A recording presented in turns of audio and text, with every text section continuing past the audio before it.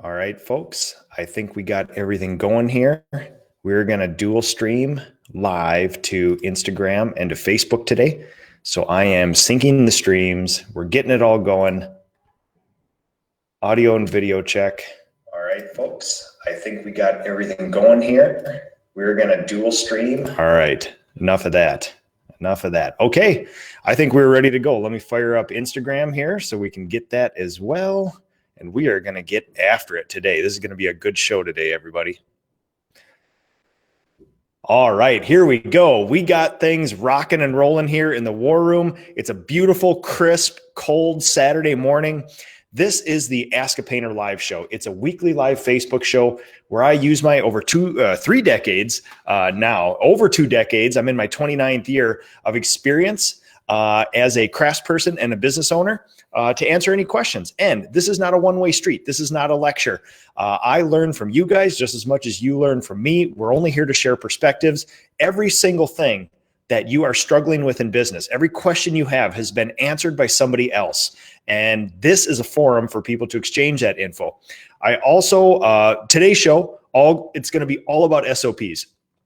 I promise you, I will be in the field painting something soon. We will go back to interviews, but this is a very important time of the year where we need to get some things done in our businesses. Normally, winters get a little quiet, and this is the time where you need to start visioning, where you need to start planning, where you need to start executing on your plan, when you need to have systems, processes, standard operating procedures, employee manuals. Do this now because the year only ramps up from here. So I would be remiss if I didn't mention the PCA, the Painting Contractors Association. Lots of fun things coming down the pike, people. If you like this sort of talk, if you like the people who are in this show, who share this information, the PCA is full of these people. Also, the one unique thing about the PCA, I will tell you this, there's lots of fun things about that. Free resources, estimating guides, standards, all this and that. Good. It's the people who make it special. The people, what makes the people in the PCA, the Painting Contractors Association, unique is that they are willing to share, which is huge. We know, all of us painters, we're probably all laughing to ourselves right now. We know people who think there's secrets to this trade. And yes, there are some things you can only pick up with experience, but they're not secrets. They're all out there. The people in the PCA are willing to share all this. They've shared it with me. I'm sharing it with you. It's passing it along. So if you're interested in this sort of thing, if you're interested in thought leaders, in thought experiments, in progressing our trade and making this trade interesting to young, bright minds to come in and help us reform this trade, get involved with the PCA. I can guarantee you this, you will not be disappointed. I can guarantee you that. So, all right, everybody, this is a big show today. We are going to do all about SOPs, standard operating procedures. I have a love-hate relationship with SOPs. Like everything else, there's good and bad parts about everything. I was introduced to SOPs, standard operating procedures, when I was in the military. I served 4 years of active duty service right out of high school. And I got a super bad taste in my mouth about SOPs because there is an SOP for making your bed. And I thought, I'm kind of a Bolshevik. I like to do my own thing. For somebody to give me a standard operating procedure for eating lunch or making my bed or tying my boots or shining my boots, I revolt against that highly. And I want to show you guys some examples of this. These are my favorite things. Now, SOPs at their worst are these. They are, this is an SOP for an M16 machine gun from Vietnam. It is about 140, 150 pages. The reason I kind of like this one, they actually added color to this one. Try to get that in the old, yeah, there we go. They actually added color to this one. So that's one of the rare military SOPs that have this. Now, here's the thinking. SOPs are one of the foundations of business. People start creating them or they start creating what they think are SOPs and they get bogged down, they get overwhelmed, and they completely stop. I'm going to show you in this show, in about a couple hours, you can do all the SOPs in your entire business, 90%. And then you go from there. 130 pages of this. Do you think when bullets start flying over your head that you're going to be like, hold on, let's just thumb through here. Let's find the page. Okay. Oh, okay. So there's the charging handle. And this is useless when you need it the most. There are two different kinds of SOPs for me. The training SOPs, which are in-depth, detailed, every little minutia, reports, repairs, all this and that. And then there's the actual SOP checklist. These are the things I want people to focus on. A checklist is a couple things that you do in the field as a visual reminder to get this done. It would be great to condense this down into what happens when your weapon jams, 3 things to do, so you can whip that out and look at that instead of thumbing through this when you need it the most. This is an actual technical manual, SOP for a squad automatic weapon, a saw machine gun, which I used to carry, one of 3 weapons I used to carry in the military. And again, we're looking at probably 160 pages worth of info on this stuff. Again, it's minutia, it's all this and that. People think that this is an SOP that you have to create for your business. And it would be good to have one of these, but it's not necessarily needed. What you need is a quick checklist. You need a quick reference version of one of these things. Also, a couple other SOPs I have. When I got sent to Afghanistan, they gave me an SOP on Afghanistan. This book is drier than burnt toast.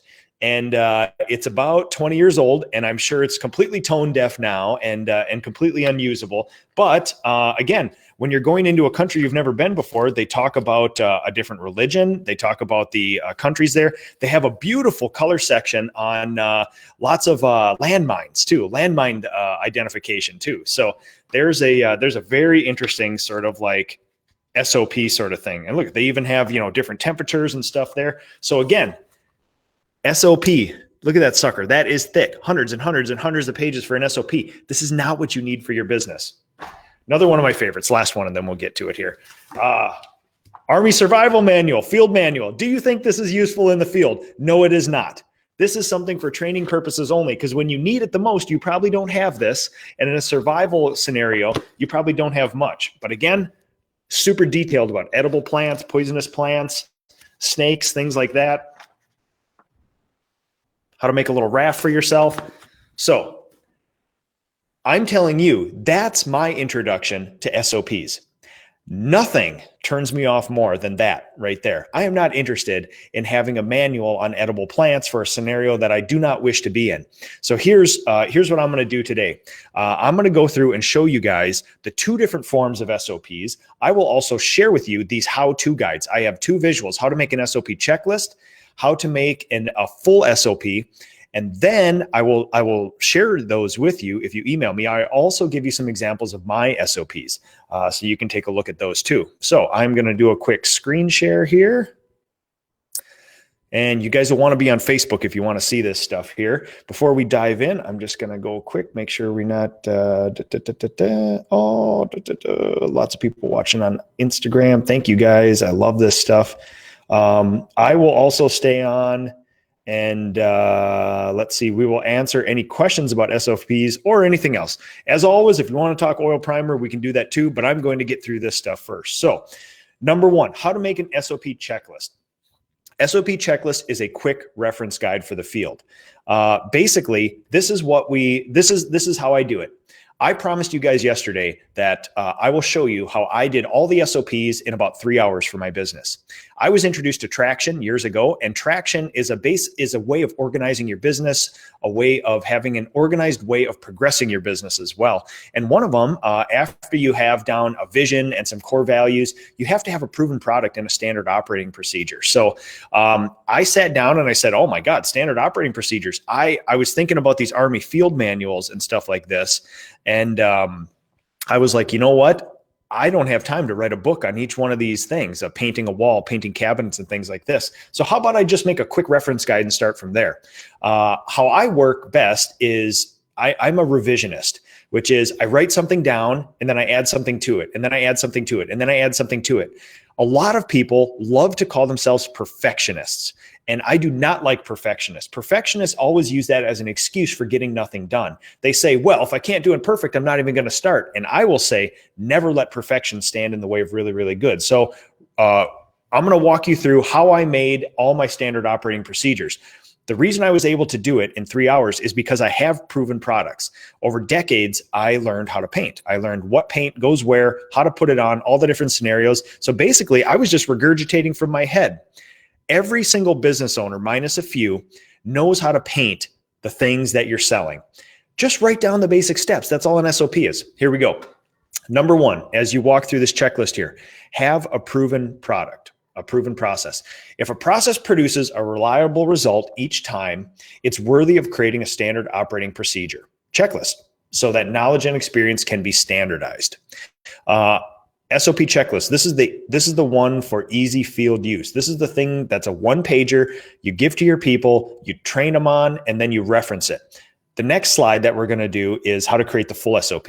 So number one, right now, in 10 minutes, write down the major steps of a process. How about power washing a deck? Just write down the major steps of it. You don't have to talk about tip and chemical and sunlight and wind and drying times and moisture content. Just write down the major steps. Take the pressure washer out. Take the stuff off the people's deck. Soak the deck. Put your chemical on. Scrub it. Rinse it off. Allow it to dry. You have just created an SOP. That is step number one, the major step. So I use the example of a bedroom repaint. As quickly as you can, write down the steps. I have 4 steps to paint a bedroom. You prep it, you paint it once, you paint it twice, you clean it up. Those are the 4 major steps of painting a bedroom. It's nothing more than that. That alone could be an SOP. Now what you want to do is add in a little color, because taking that out doesn't give enough information in the field for a quick reference. So what you want to do then is add in minor steps. This is this step right here, where we take our 4 major steps and add some other things in. So when we talk about prep, what are we talking about? Drop cloths, patching, tape, switch plates. Those are the 4 main things. Top coat 1, you want to do 1 wall at a time, cut clockwise, roll left to right. Top coat 2 is the same thing. When we deprep, we basically do prep in reverse. Take the tape and masking off, put the switch plates on, fold up the drop cloths, vacuum sweep dust. Now you have created an SOP with some color. Those are the painting steps. A personal choice for me is adding in related tasks to it, because you want people, there's a point where you pull up to a house and you have to do something before you start painting. And there's a part where you're done painting and then you pull away from the house in the company van. I like to detail those things too, just to show people the bookends of it. So now you take your 4 major steps and all your minor steps and add in related things before and after. So I put out in my SOP, I put out a yard sign, number 1, unload the vehicle and set up a job site, verify the scope, the color, and the finish, and then make a project plan. And then you start painting the room. At the end of the day too, I ask people to fill out paint used and hours on a work order, and then pack up the vehicle. So you can see how we start off with 4 simple steps. We add in just enough color to get people there. And we add in some things you do before and after. You've just created an SOP and an SOP checklist. SOPs and SOP checklists don't have to be anything more than this. I want you guys to get rid of your head trash and just start. This right here, what you're seeing, this little 10-step thing here, is more than 90% of the entire trades industry has. Ask a carpenter. I've never met a carpenter with a standard operating procedure written down and trained, by the way. Painters are good at this actually, because we have so many specific steps and things like this. I've never met a carpenter in my life of working in the trades that has anything like this written down. Everything is passed down verbally and by experience. If you do this takes almost no time. You know how to do this. You'll be ahead of 90% of the entire industry. Now, the next step, which makes me a crazy person, is I want it to be visually appealing. I want it to be a quick reference. And I want it to be something that's easily consumable in the field. So what I do, the step 5 here, is make it easy to use in the field. So what I did was I took this list right here, I put it in G sheets, and I color coded it. So what you see here is, let's see, I'm going to see if I can move. Well, my big dumb head is in the way of this here. Let me see if I can change this around. Nope. Yeah, so what you're seeing down here is the yellow is the prep, the green is the painting, the blue is the deprep. It doesn't have to be anything more than that. And this just shows people, what stages. This is all prep. This is all painting. This is all de-prep. I actually assign, and I've given a lot of these to people. I've actually assigned times to this because this is such a set process. I actually assign a certain number of minutes to the right-hand side. And again, nick@nickslavic.com. I'll share all these with you guys. But that's basically what I do. It's nothing more than a quick list here. I make it visually appealing, and I actually laminate these things and then send them in the field with people, because if you send them out with a piece of paper, it's going to get a Mountain Dew stain on it. It's going to get wrinkled up. These are laminated with super heavy laminate, and then they can actually check them off. We have check boxes here. They can use dry erase markers to check it off as well, too. Now, remember, in this big box right here, business owners are bad at this. They think if they make this SOP, this beautiful color-coded, timed out, super intuitive, easily consumable SOP, that this solves all the problems for you. This is completely worthless if you do not train for it and you do not hold people accountable to it. I will never promise anybody that SOPs will solve their problems unless they follow it up with tons of consistent effort. This will take effort, and it will take effort the rest of your time as a business owner. You can get close to solving this problem where you don't have issues on job sites, where you make happy clients, you don't have callbacks, you produce a high product, but people are crazy and they will not do this sometimes, and you need to hold them accountable to it. These are 100% useless unless you add your own effort to this to train and to hold people accountable. All right. See if we got any big questions here. Oh, Anthony K doing his SOPs right now. Oh, good luck, man. All right. So next slide here. Now, this is the full SOP. If you just make SOP checklists, you will be fine. Most of what we use in my business is SOP checklists. Once or twice a year, we pull people out of the field and we give them the full training. To me, a full SOP is that 103 slide PowerPoint presentation where you detail every step. Now you're starting to say, here's the technique. Here's the specific product you use. Here's how you apply it. Here's the theory behind it. Here's how we make happy clients with this. You get into the minutia, because I believe I would rather have all the humans in my business comply 80% with all of our processes than have perfect processes that nobody complies with. If you hand everybody in your company this stuff and say, all right, go forth and start painting houses, you will get zero compliance. You won't get a little bit of compliance. You will get zero. So I'll say, instead of that, why don't we just do this, and 80% of what I wish will get done. My effort to hold people accountable and train people will make up for that other 20% that doesn't get done every day. So this is how you make a full SOP. And this is the thing that people think of when they think of SOPs. They get bogged down. Oh my God, what am I going to do? I got to go get video. I got to go get pictures of this and that. I'm an insane person, so I take lots of pictures and videos of what I do, and I categorize and store them so that if I ever need to make an SOP, I have a library of this stuff. So I would urge you people to just start cataloging everything you do. Now, to make a full SOP, I start with an SOP checklist right here. So you can see this is my exterior checklist, 27 steps to painting 90% of the houses that we do outside. This can be historic restoration. This can be new stuff, new construction, repaints, anything like that. I start, and I'm going to show you one specific thing here. First, a full SOP. This is a step-by-step instruction compiled by an organization to help workers carry out routine operations. You start with an SOP checklist. I'm going to pick out one step, step 10, plastic and mask miscellaneous items on the outside of the house. And this is the slide. Again, I keep this simple. One step equals one slide in my slideshow presentation I use for in-depth training. This training takes about 2 to 4 hours, by the way. So what I have here is that we start getting super specific. On the SOP checklist, it just says plastic and mask the miscellaneous items. Well, what are miscellaneous items? We're looking for hose spigots. We're looking for power meters, water meters, brick and stone, decorative items, lamps that we can't get off, all the weird stuff that's not a window, that's not a door, that's not concrete, that's not a railing, things like that. And now we get into the specifics of it. I like to make a template where it says the responsibility. The responsibility is all apprentices, basically. And here's the process. Here's the tools you need. 3M hand masker, and I list out the kinds of plastic, blue tape, a loose roll, duct tape, if taping masonry, a knife, snap knife, a painter's tool, and a cleaning brush. Those are the tools you have. So I even list out what you need for this step. Now, then I list what we're looking for, and then here's some tips that I give people as well. Have a pouch for all your masking tools, safer on a ladder. So our whole company has prep pouches, those little Dickies pouches, those white pouches that carries their tools. And make sure your hand masker has a hook. And then visually, I depict a house that's prepped. And then I circle the things that we're looking for as miscellaneous. Excuse me, there's a power outlet, there's some brick, historic stone that we need to do, and then there's a lamp that was rusted and we couldn't get off there like this.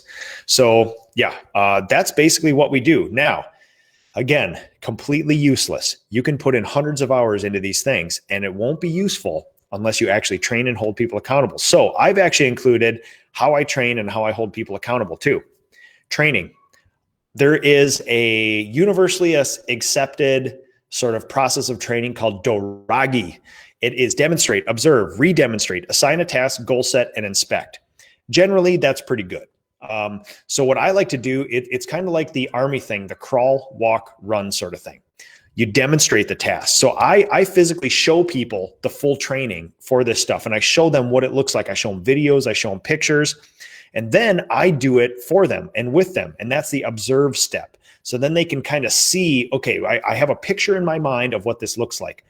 Training to me is what you want to do is if you jump right into a specific step of prep, the person has not seen the end product and they visually can't wrap their mind around it. So what I like to do is kind of like when you're building a huge Lego project and you open up that new box and it's got all the packets. I like to look at the box, look at the instructions and say, okay, I am building the Millennium Falcon out of Legos. Now I know. If you just open up the thing to page 1 and you don't have a box there, you have no idea what you're building. You have no idea how long it's going to take. You have no idea what you're in for. Show people what good and fast and everything looks like first. I use video and time lapse and things like that. And then you can start training specific steps. So then they observe. Now we re-demonstrate. Now that they've done a little bit and I've done some with them, now we re-demonstrate everything again to kind of focus them. Because when they get that initial picture in their head, and then you go to the specific tasks of training, their brain starts to refocus and they start to delve in on the minutia of it, and they sometimes forget the bigger picture. So then you got to back up a little bit, re-demonstrate. Then after you've done that, they kind of got a good picture. You assign them a task. You are going to prep this bedroom. Take out your SOP checklist and go through the prep steps. You have an hour and a half to do this. And that's goal setting, the next one. Then you inspect. And it's basically this process of continually retraining. When people get reps in like this, they start to focus and focus and focus. And it's a wonderful, wonderful thing. Now, this is the thing that I see people fail at. I see business owners commanding from their spreadsheets, from their home office, and not getting out there and training and holding people accountable. We need to get rid of this head trash surrounding training, recruiting, and all this other stuff. We all say we need more good people in the trades. We all say, where are the good people? I want to grow my business. We need more painters. But we're not doing the things as business owners and master craftspeople in order to give them a good home and give them a future. What we like to do is good. Give me some good people. I'm going to go sit in my office. You guys go out there and do the work. And then they lose touch with everything and they don't feel like they're part of something. So what I will say is the success of what I've done and the success of what you are going to do is effort. Constant effort for the rest of your time as a business owner here. So here's some things about accountability. Make following the SOPs part of a rating system you use to compensate your employees. You don't follow the SOP, you don't get a raise, or you lose your job. We have something in my company called the standards, standard operating procedures. They are the standards. The standard operating procedure for the standards in my company is you must follow our core values. And then there's some other things I want you to do, like produce at $55 of revenue, have no callbacks, clean uniform, maintain your equipment, attendance, less than 80 hours gone per year, that sort of thing. So you actually tie this to somebody's compensation. I'm probably going to butcher this, but a lot of people say, and it's a business maxim that, oh, looks like Google just kicked me out. All right, awesome. It's a business maxim that what you want to affect or what you want to change in, you must measure. And this is where You have to tie their compensation to this. There has to be an incentive for people to follow your SOPs. So another thing that I do, oh, come on, give me my slide back. Come on now. Okay, be just a second here. Let me back in, Google.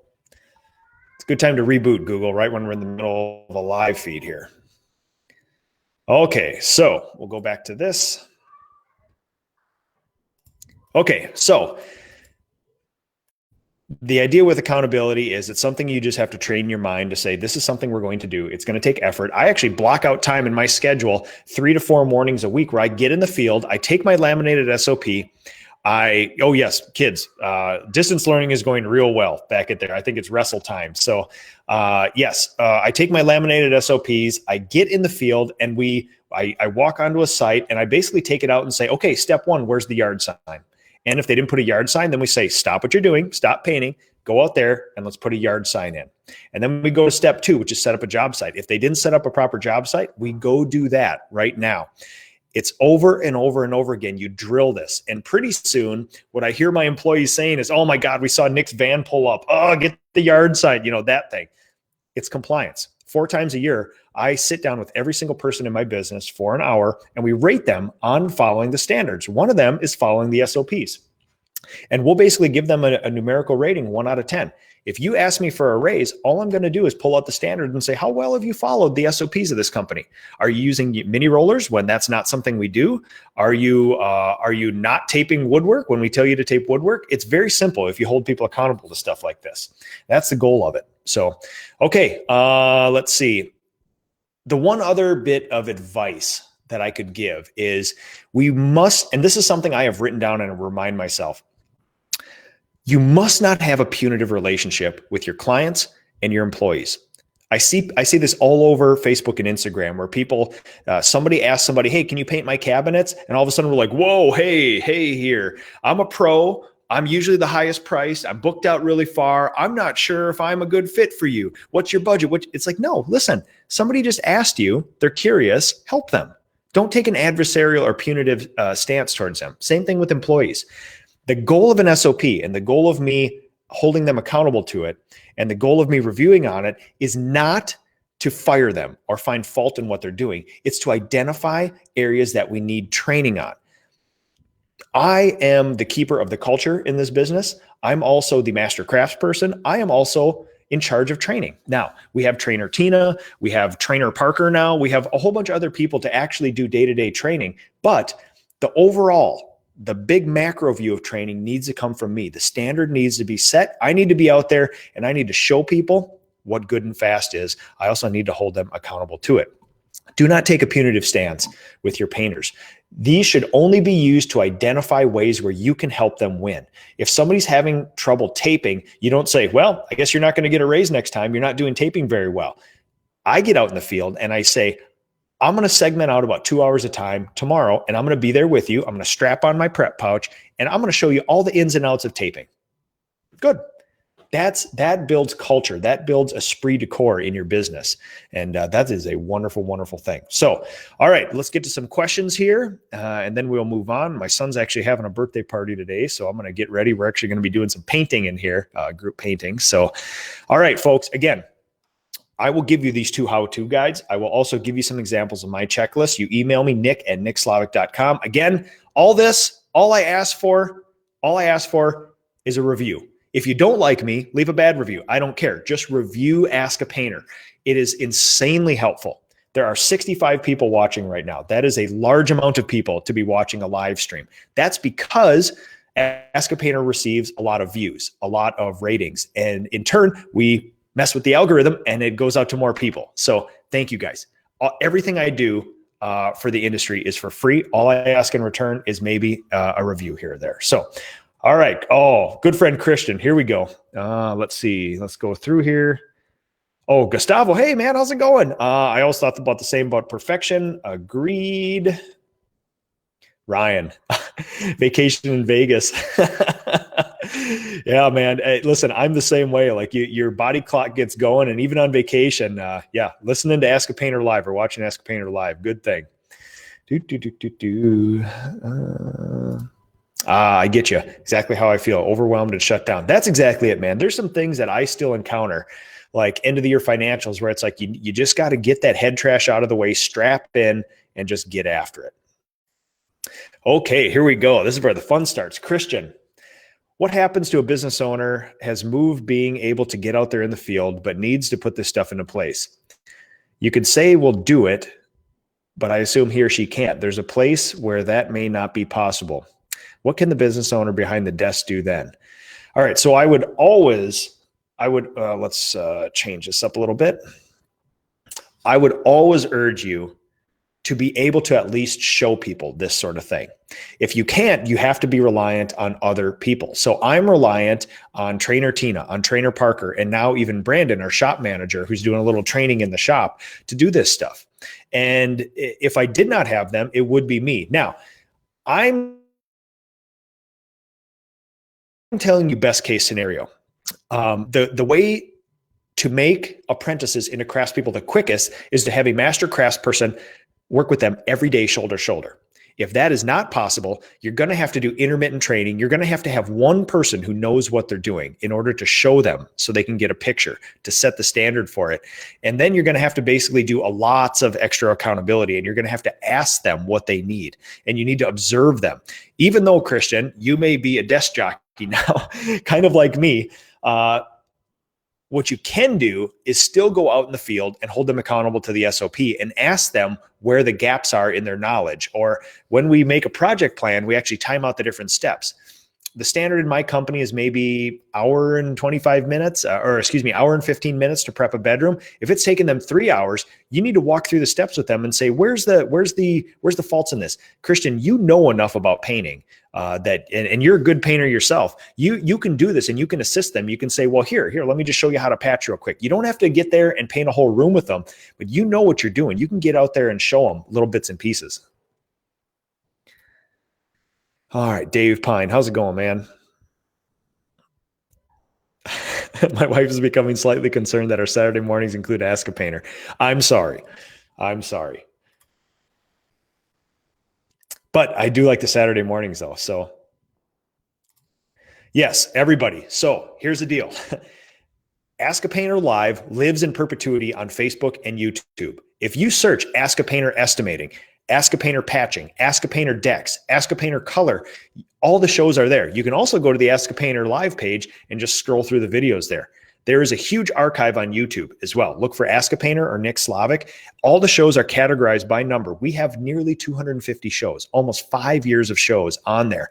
Every topic you can possibly imagine. Some topics are so popular, like my cabinet master's class, mini master's class. It's on there 3 or 4 times over the years. I do one a year. Absolutely. So, JB, thank you so much.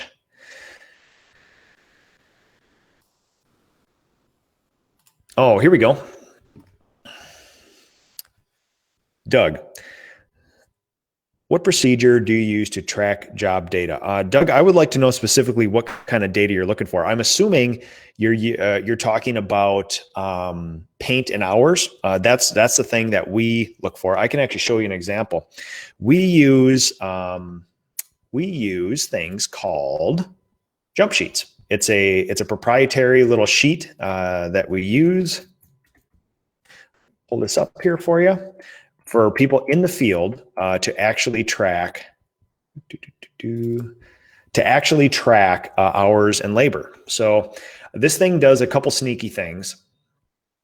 This is just a G sheet. We create all this stuff ourselves because we're an aggressively growing company and we want things to do exactly what we want them to do. And I'm not afraid to put forth effort to make it. So this has been an evolving thing. This basically tells our painters up here the address of the job, where they're going, who the client is. All the projects are listed here. So if kitchen cabinets get painted, it'll list kitchen cabinet, primer, top coat, wall paint, things like that. And then on the back side, this is where we track some data. This is called a project plan. There's another tab at the bottom. You insert a painter's name here, a date here, and then you list, like that SOP, the standard operating procedure. I'm looking for 4 things when people paint a bedroom: prep, top 1, top 2, deprep. Give me the times that it took you to do those 4 things. I don't need minutia. How long did it take you to take switch plates off? How long did it take you to vacuum? Again, you're not going to get compliance. I'm looking for 4 things. And then we rate people on that. That does the hours. Right here is where the paint quantity gets listed. So our production managers order the paint, so we know how much paint was on the job. And then we track how much was actually used in case we need to do something else. Now, Doug, again, this has been evolving over the last 5 or 6 years for me. This is kind of complex. It's intuitive, but it is complex to jump from nothing to this. The goal of tracking that data is to job cost. Job costing is tracking materials and labor. That's nothing more than flipping your paper estimate over and writing how many gallons and how many hours something took you. That is the foundational data called job costing that will answer almost every question we have in these businesses. What do you think about doing this in my WordPress website? Password protected so employees can access from the field. Even easier, Google Drive. Google Drive is free. It's omnipresent. It never fails. That's what these are on. Right now, my people, when I give them access to our mainframe, they can access all this. And I'll show you guys here. Let's go into, this is the world of Nick Slavic Painting and Restoration. This is my Google Drive. This is the portal in which I view the entire world. There's one little folder, I shouldn't say little, one folder, the mainframe. This is what everybody in my company can see. They access all this stuff. This is free. You don't need to do any crazy stuff on websites. You can, it's certainly cool to do that, but this is free all for you. You just give them access to it and they can get in here. They can even manipulate stuff and change things. And this is how people fill out jump sheets, those work orders on my actual job sites.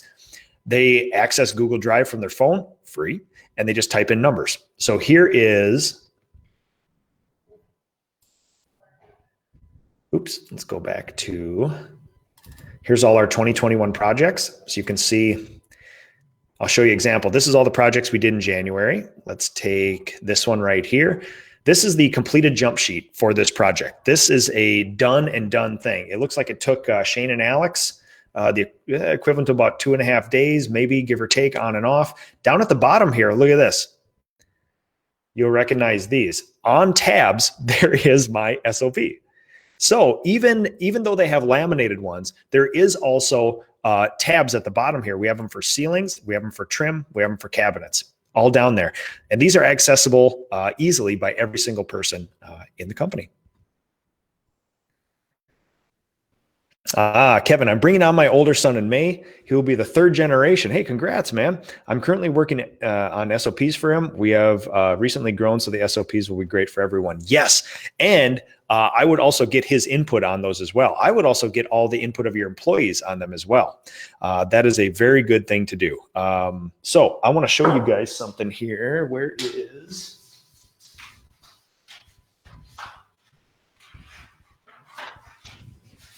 So I am still doing SOPs.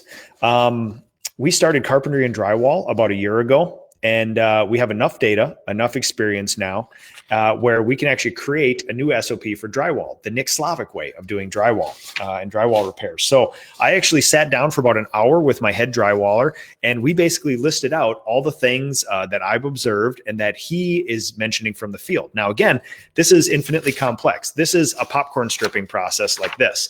Now, you know what's going to happen. There's going to be about a 22-step checklist made out of this that's easy for field reference. And then we will go into super in-depth videos and everything else for the slideshow. But this is how I do it. This is an hour-long conversation with somebody who knows what they're doing. And I basically just said, tell me how to do it. And we did it. In an hour, we did 2 SOPs, actually. There's one for all sorts of crazy joint repairs. And then there's popcorn stripping. This is not take long, people. My head drywaller has only really been doing drywall for a year. This came out of his brain. It's perfect and it's magical. I love this stuff. Okay, here we go. What's the best place to leave a review? Right on the AAP page. Yes, absolutely. And when you guys email me and ask for this stuff, I actually send you a link to make it easy for you. You click on it, give me a review, and then move on. So thank you guys. Yeah, I really do appreciate this. Facebook, Ask a Painter Live, leave a review. Sometimes they're called recommendations too. My wife asked me yesterday, did I use your procedure to prime old trim? And yes, I did. You've been so helpful. Oh man, thank you so much. I love hearing that stuff. Now, these SOPs, are not stunts. They're not things like, oh, look at the impressive thing I made. To me, simplicity is beautiful. An engineer years and years ago had told me that the most beautiful engineering solutions are the simplest ones. They're not these crazy Rube Goldberg things that are technologically advanced, ultra complex. The most beautiful engineering fixes are levers and fulcrums and a keystone, just simple, intuitive things that never fail and will be there forever. So that's the goal of these sort of things. Oh, Zach, how's it going, man? Love Zach. I'm not a great painter. I lean on my 2 master craftsmen to train and figure out where the gaps are. They love providing input and it gives them more buy-in. Yes, exactly. And we owe that to master craftspeople to honor their position, honor their experience, and let them give input to it. We do this in the field too. My master craftspeople, we just made a process change to our trim process after a whole bunch of years of doing it. We switched out some prep process like that and we saw instant efficiency. So we take feedback from the field all the time. Yard signs. I live in a frozen tundra in Wisconsin. How do you put yard signs out in the winter? Excuse me. We jam them into snowbanks. And I even prefer the winter placement of yard signs because here, like in Wisconsin, we got these 6-foot snowbanks at the end of driveways. We climb up those things and jam them into the top there, and you can see them forever. So yeah, that's what we do. Dean, absolutely, man. Happy to help. People did it for me, and I'll do it for you. So oh man, so nice. I don't take compliments well. I was told that I don't take compliments well, and I know that I don't. And so I was given corrective action to say, you need to accept compliments better. So Tony, I will say thank you. I do appreciate the compliment. I recognize it as a compliment and I take it as such. All right. From the Netherlands, seeing if there's something I can learn from my fellow trades. Oh, love it. Love it. Love it. Love it. Love it. People all over the world. What if I reviewed it after I emailed you? Not a problem, man. As long as you leave a review, that's the most helpful thing you can do. Share this show. The other most helpful thing you can do is right now, just hit share and put it out to other people too. That would be insanely helpful to me. What is your SOP for cleaning brushes and rollers? Where the property are they allowed to clean? You guys, I'm an insane person. So we do not, I'm going to show you. We do not allow our people to clean things in the actual people's houses.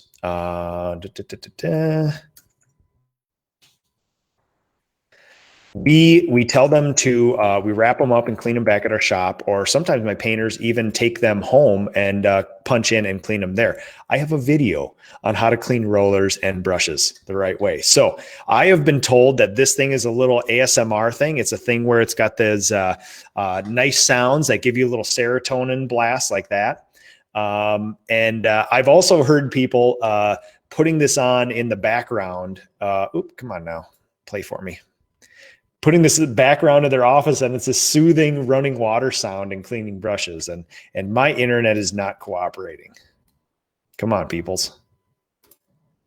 But yeah, this is a video where I found an old slop sink, and I actually made a standard operating procedure for cleaning brushes. So that's sort of one of the things, again, always categorize, catalog, video, everything else that you do. Great information. Jason, what's the SOP for socializing in large groups? You probably have a more in-depth SOP for that from me. My SOP is to find somebody who is a people person and stick close to them and let them initiate and me feed off their sort of stuff. Now, Jason, I don't know what's going to happen when you and I get in a large crowd. I assume that we're going to have to go find a people person to sort of usher us in and be that liaison. But if it's you and me alone, I assume there's going to be a lot of awkward silence. So. All right. I will get rid of this. But again, that's how videos, everything else, you get to train in people. So, okay, folks, let's go through. Let's go through Instagram, see if we got any other questions here. Yes, Paint School, the Google Drive updates and auto saves as soon as you change it. I love Google Drive because I can manipulate it to anything that I want. It's basically free. And all the people in my company can actually work on a spreadsheet together, and you can see them in real time making changes. And it's not one of those things where you have to save a version, get rid of the old one. It does save in real time. And it's a beautiful, beautiful thing. The thing you give up in Google Drive is it's not a video game where it ushers you through it and gives you sort of like prompts and things like that. You have to create the whole system.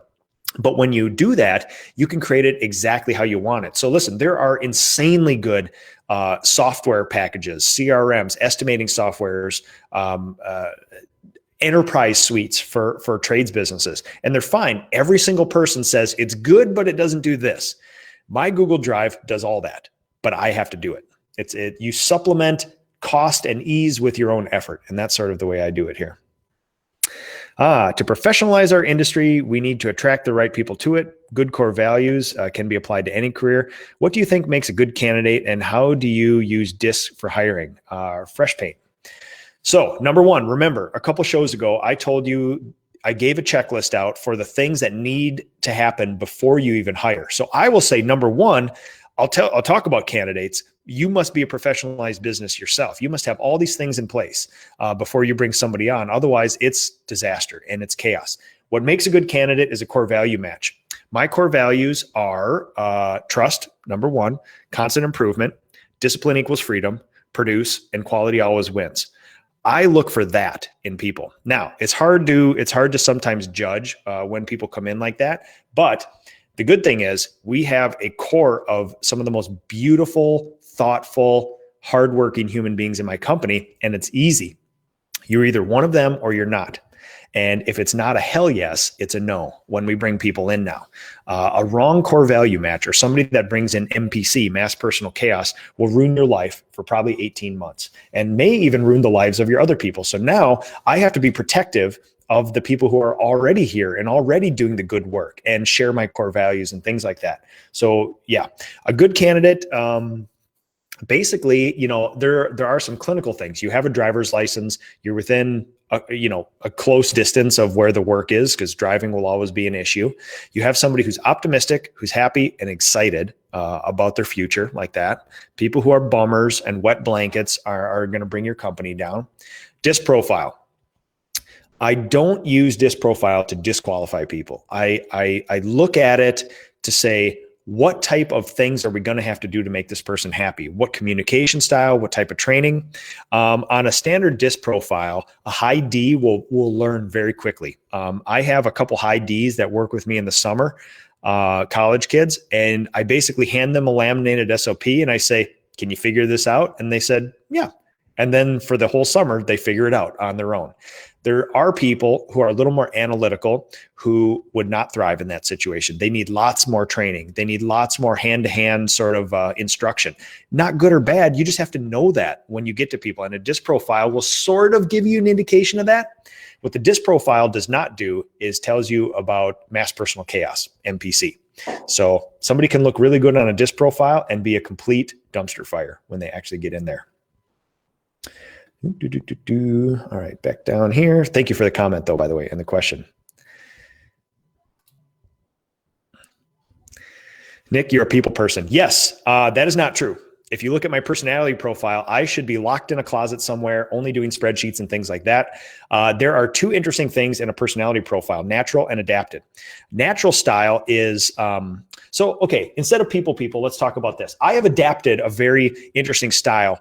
In order to accomplish the things I want to accomplish, I want to learn. I want to get perspective. I have to interact with other people doing this. People also forget that the Ask a Painter live show is a solitary thing. I'm not around other people. There are tons of people watching right now. There will be tons of people watching later. It feels like a group event, like a social thing. I'm alone almost all the time for Ask a Painter. So interesting perspective there. But there are two ways to think about people and introverts. So people like me, I recharge away from people. I can go out and I can do 9 to 12 hours of a speaking engagement and interact with hundreds of people, photos, the handshakes, the, oh, thank you, the, hey, I know you from here, the this and that. At the end of the day, I like to sit in silence, have an IPA and recharge. Just quiet, calm, solitary. things like that. I recharge from that. I need that time in order to get back to stasis. People, or people that I call people, they recharge around people. So when they're sitting on a plane, minding their own business like that, they're going to need to be around and interact with people in order to get that energy back up again. My energy gets restored and back up around, well, I've adapted an interesting thing where it happens around my family and it happens alone. So there's a reason I have a freezing cold, pitch black, dark spear house in the winter. I recharge out there, and it's very useful to me in order to do that. Oh, yes. You California people. So here's the deal. I know that this show goes very early, and I promise I will be messing with some times in order to have that easier for you guys. You East Coasters got it easy. I believe it's about 9 o'clock in the morning. You guys have already finished breakfast and are moving on with your day by the time we get to it. So, all right, paint school for hiring. Training is the most important thing. This is how all big businesses are able to drive never-ending growth. I had a great conversation with a very, very large paint franchise company, a very well-known one. And they are looking to completely overhaul their training and their recruiting and their sort of like owner training and stuff too. And they share all the same ideas that I have, and they have all the same data and experience, which is you win with people, and you need to focus on people. And the person in charge of that large franchise kind of gave me a really good nugget that sort of was like been bouncing around in my head, but she sort of like put it all into one quick, easily consumable sort of thing, which is the value of a painter. We are willing to spend. My marketing budget this year is likely going to be $70,000. When we think about training somebody, what does it take to actually train somebody? If you bring somebody on for 15 or 18 bucks an hour, they work 40 hours a week. So what if you have them train away from a job site on a little training room or something for 2 weeks? You think, oh my God, we got a trainer there. We got this person there. We're paying them. There's nothing going on. What's that cost? 2,500 bucks, 2,000 bucks to do that? We'll spend an enormous amount of money on Google and Facebook and Instagram advertising this stuff. We are unwilling to spend money on the things that will actually make happy clients and make a better business, humans. Apprenticeship 2.0, we just turned out 2 people from Apprenticeship 2.0. One person went in for 2 weeks, one person went in for 1 week, and then went out into the field.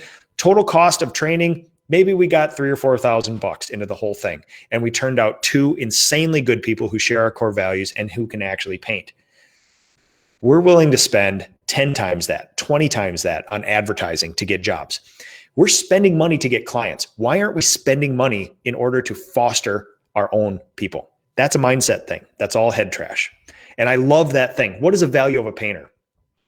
A value of a painter should be able to produce about $100,000 to $110,000 of revenue a year. If you run a good business and they're doing good things, you should be able to get a 15 to 20% true net profit. Every painter that you train well, hold accountable, and shares your core values should be able to put in your pocket $15,000 to $20,000 a year, done right. Not often done right.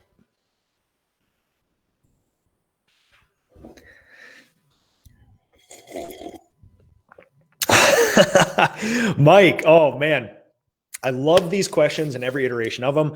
I would urge you to go to Ask a Painter Live 245. I believe this episode is 246. Go to Ask a Painter 245. That is all about estimating. It's a 2-hour treatise on this question exactly. Here's the unsatisfying answer, Mike. You'll never know because it's not up to you. It's up to the client. I will tell you this. I have the benefit of decades of experience with this. I know how long things take. And I also do about 800 estimates a year myself. So I have a large data set of what works and what doesn't. I have a good feel for market rate. You don't know. And you know what? Sometimes it's not even up to your estimator. Your estimator, an average bedroom repaint usually costs $400. Your estimator may go out there and sell it for $1,000. He may just go, oh my God, I'm the best salesman ever. This is great. He's selling it for 2.5 times what the market rate is. This is insane. You put somebody who doesn't know how to paint on and you'll lose money on that job. That's just the fact of it. You don't know if you're going to make a process. That's why standard operating procedures are so important. We actually have standard operating procedures from the second a client touches my company to the time that they pay their bill at the end. The standard operating procedure is I want everybody to go to my website so it gets some information from them. And then I can collect my marketing data to know where the marketing money is spent right. Within 2 hours, I contact that person and try to give them a spot on the calendar for an estimate or ascertain their needs. During the estimate, we have a estimating SOP. Me and estimator Andy came up with the SOP.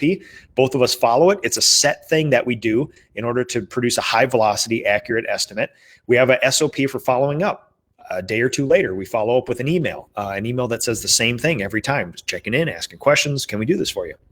And then when somebody tells us do this job, we have a standard operating procedure. We loop in our 2 production managers. We move a card on Trello from estimated to sold into their region so our production managers can see it. And our 2 production managers have a standard operating procedure for setting a job up. They have a stock email that sends out that asks for color and timeline and specifics and wishes and things like that. Everything is an SOP. By the time our painters get in, now they follow our SOP for painting. And then we follow an SOP for closing out a job. It's so that we get consistency. If we just say, hey, let's do a good job and make happy clients, everybody's gotten a different interpretation of that. If you standardize it, you will get fluidity. You will also be able to capture data. A good experiment has constant variables. If you do estimating different every single time you estimate, you're never going to know if your price is good. So, Mike, unsatisfying answer is I will urge you, if you have the time, look at Ask a Painter Live 245, I believe, the last one, and I give you the theory of how we come up with price. The unsatisfying answer is you never know, and sometimes it's not up to you. I do 800 estimates a year. My price is judged on 800 different criteria every year based on those people's needs, and it's not set. It's close to solvable. You can get real close, and you can get consistent results, but you'll never really know. You never really know if you're being honest.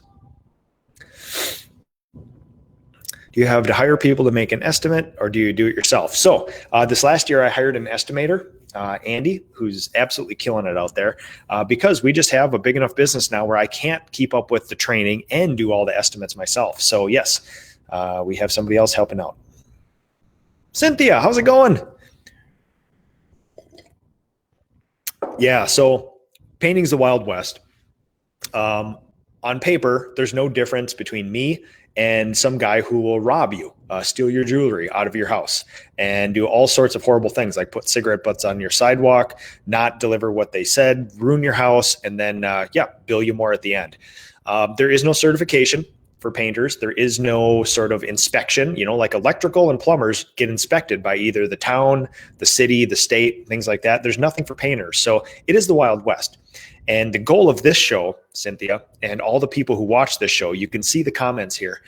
The goal is to raise the trade high enough so that the bad operators in here stand out so much that nobody's interested in them. Right now, Cynthia, there's a good chance if you called 10 painters, 8 of them would probably be illegitimate, unprofessionalized businesses that don't pay their taxes, that don't care about coding science, that don't care about the client. That's just the reality of it. And it's not fair. We're trying to flip that on its head. So only 20% of our industry are the bad operators, so that they're so outlierish. People like you, Cynthia, look at them and say, I'm not even interested. I just want somebody I can trust. I want a reasonable price, and I want somebody who's just going to do a good job by a standard operating procedure and just deliver what they promise. That's what it's all about. I have 27 years experience. I learned a lot. Oh, yes, that's awesome.